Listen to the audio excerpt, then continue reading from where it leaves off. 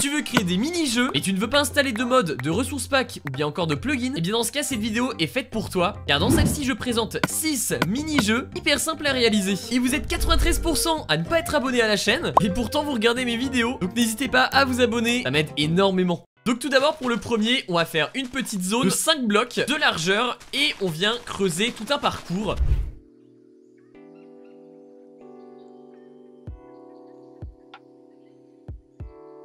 Donc en fait on fait la taille que l'on veut. Il faut bien vérifier qu'à chaque fois ce soit 5 de largeur. Et ensuite on vient mettre des petites dalles sur les côtés.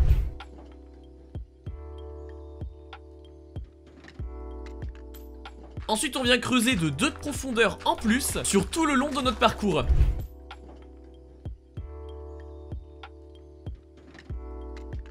Voilà, donc comme ceci, c'est parfait. Donc comme ça, on a nos douves qui sont assez profondes. Et donc maintenant, on va construire notre parcours. Donc on commence par poser une plaque de pression au milieu. Puis ensuite, on vient casser un bloc juste ici. Donc on vient récupérer le signal redstone. Puis on vient mettre 3 repeaters que l'on vient mettre au maximum. On met un bloc quelconque, un sticky piston et un autre bloc sur le dessus. Et il faut bien faire attention à ne pas mettre de blocs qui brûlent. Donc par exemple le bois, la laine ou encore le bloc de paille, on oublie. C'est pas du tout une bonne chose de les utiliser. Au bout de celui-ci, on vient mettre un autre bloc quelconque. Hop là, on se fait une petite plateforme. Comme ça, on se place dessus et il faut sauter. Et à chaque fois, il faut venir mettre 3 repeaters, un bloc quelconque, un sticky piston et un autre bloc quelconque. Il est très important que entre chaque zone, il faut qu'il y ait 3 repeaters. Par exemple, si on veut faire un petit virage, on place un repeater, de la redstone, un autre repeater, un deuxième, comme ça, ça en fait au total 3. Vous savez quoi, je vais vous laisser avec ce petit timelapse où je vous montre la construction de mon parcours. Donc voilà, le parcours est terminé. Donc on peut l'essayer directement en se mettant sur une plaque de pression. On attend qu'il s'affiche et hop là, comme ça, on peut aller de bloc en bloc. Faut au moins le tester et le valider une première fois. Et voilà, parfait. Et une fois que le parcours est validé, on peut venir reboucher un bloc en dessous le niveau. Voilà, comme ça, on a terminé notre parcours. Et il ne reste plus qu'à mettre de la lave à l'intérieur. Bon, vous n'êtes pas obligé de mettre sur tous les blocs, hein. On peut en mettre un petit peu à l'arrache comme ça. Et comme ça, la lave s'étendra sur tout le long. Comme ça, on peut venir mettre 4 barrières en pierre pour éviter que ça brûle avec la lave. Puis on vient mettre des blocs verts pour faire l'entrée. Et pour faire la sortie, on fait pareil. 1, 2, 3, 4. Mais avec des blocs rouges. Et comme ça, on a un parcours qui est prêt. Et on peut directement le tester et montrer qui est le meilleur au jump. Et voilà. Oh mince, j'ai perdu. Bref, dites-moi en commentaire ce que vous avez pensé de ce petit jump. Pour le mini-jeu suivant, on place un bloc comme ceci. On vient mettre des petites trappes tout autour. Un muret comme ça. Et un muret. Et encore un autre bloc. On vient mettre des trappes sur l'extérieur. Puis ensuite de l'intérieur, on vient mettre d'autres blocs. Et on en compte 13. On fait pareil de l'autre côté. Puis en dessous, le 13e bloc, on vient faire la même chose que là-bas.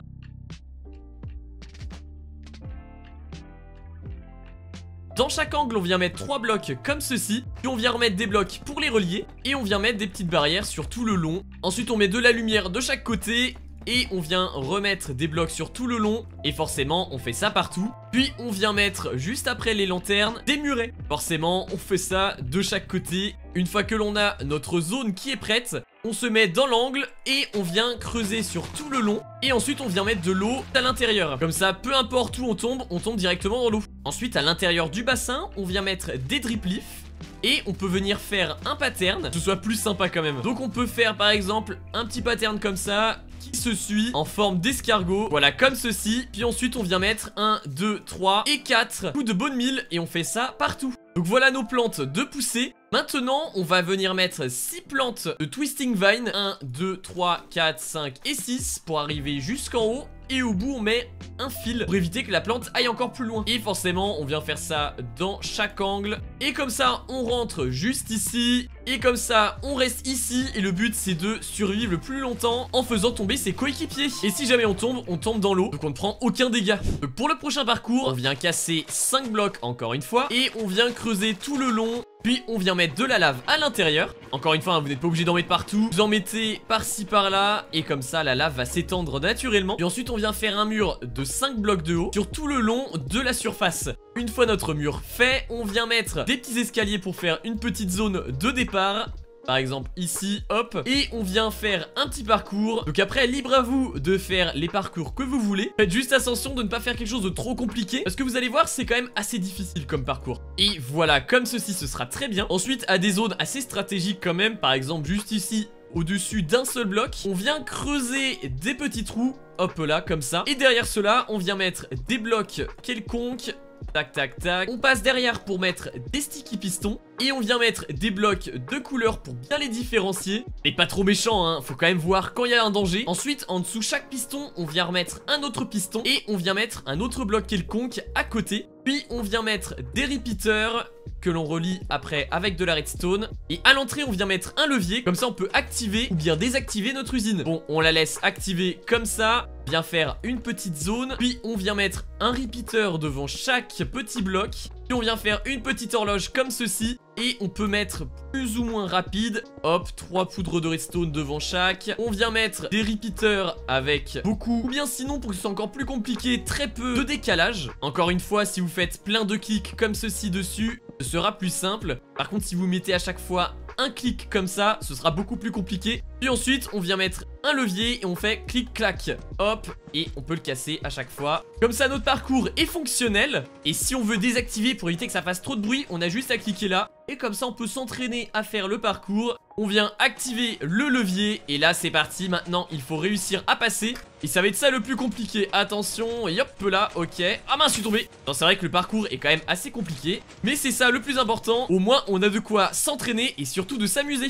Donc, on commence par faire une zone de 9 blocs de long. Et on vient mettre une deuxième épaisseur sur le côté et une troisième de l'autre côté. On vient mettre des petits escaliers de chaque côté comme ceci, hop là. Puis on vient mettre des petites dalles juste devant et on fait pareil de l'autre côté. Ensuite on rajoute 7 blocs sur le dessus et une fois que ça c'est fait, on vient relier les poteaux entre eux et on double d'une deuxième épaisseur. Forcément on vient faire ça aussi de l'autre côté. On vient mettre des pistons sur le dessus et pareil de l'autre côté. Et une fois que ça c'est fait, on vient mettre des blocs de couleur pour délimiter quelle équipe est qui. Donc moi je me fie aux puissance 4. D'ailleurs n'hésitez pas à me dire en commentaire si vous êtes plutôt team rouge ou bien team jaune. Personnellement c'est team jaune. Ensuite on vient mettre des torches de redstone juste derrière. Et normalement vous devez entendre les pistons s'activer. Si c'est le cas c'est tout à fait normal. Ensuite on vient mettre sous chaque torche de redstone un petit bouton pour pouvoir activer ou bien désactiver le piston. Ensuite en face des blocs de la couleur, donc par exemple ici en jaune, je viens mettre de la poudre de concrète qui correspond à la couleur. Et je mets 6 blocs de haut.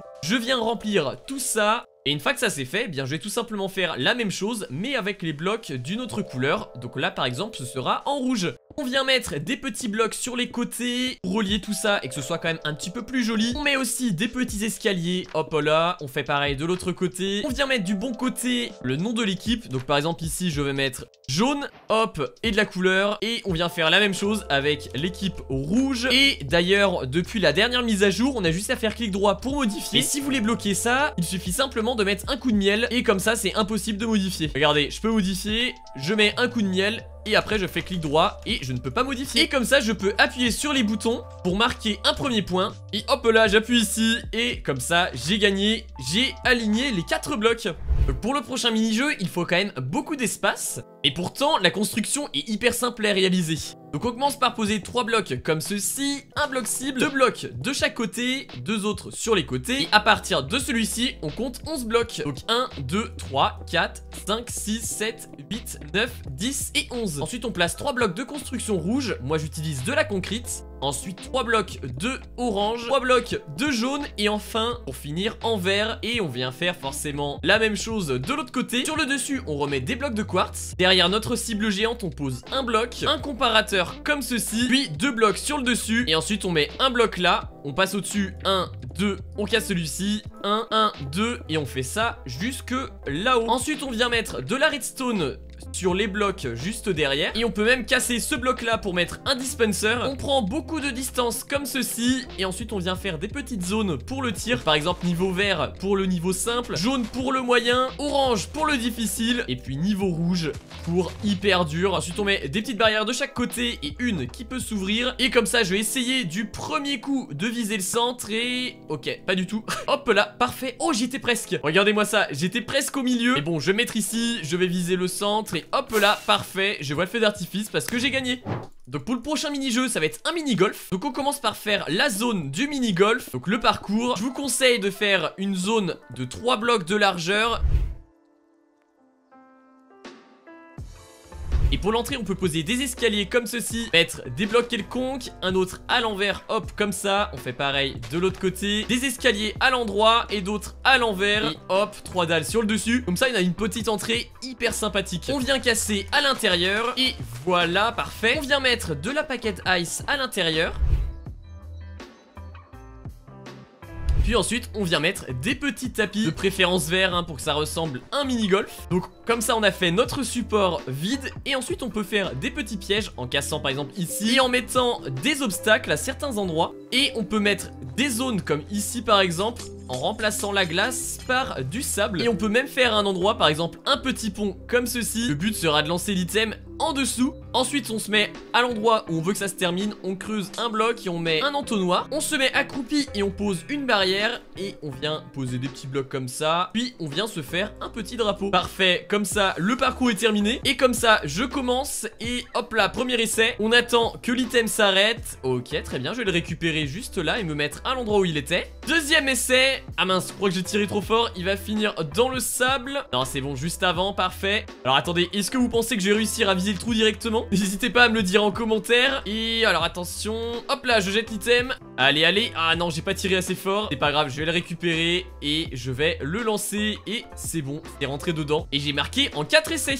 Bon et bien, cette vidéo est terminée. J'espère que vous l'aurez aimé. Si c'est le cas, n'hésitez pas à liker et à vous abonner. Et n'hésitez pas à regarder cet autre tuto, je suis sûr qu'il va grandement vous aider.